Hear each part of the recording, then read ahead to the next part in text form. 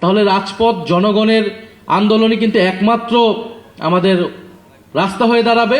তার আগে যাতে সরকার নিজেদের ভুল বুঝতে পারে। আমি যদি চট্টগ্রামে যেতে পারি, আপনারা ডাকলে আমরা সংসদে যেয়ে উপস্থিত হতে পারবো। ফলে এত লাখ লাখ মানুষ যারা সংস্কারের পক্ষে, গণভোটে হ্যাঁর পক্ষে ভোট দিয়েছে, তারা তাদের এই ভোটের প্রতিফলন না দেখলে তারা বসে থাকবে চুপচাপ, তারা এটা মেনে নেবে, এটা ভাবার কোনো কারণ নাই। সংশোধনের মাধ্যমে বিএনপি যত সংস্কারই আনুক না কেন, যত পরিবর্তন আনুক না কেন, সেটা টেকসই হবে না, সেটা পরিবর্তনশীল হয়ে যাবে। আজকে তারা ক্ষমতায় আছে, কিন্তু চিরকাল কোনো দল ক্ষমতায় থাকে না। এবং আমি এটা পার্লামেন্টে বলেছি, জিয়াউর রহমান সেই ঐতিহাসিক ভুল করেছিল।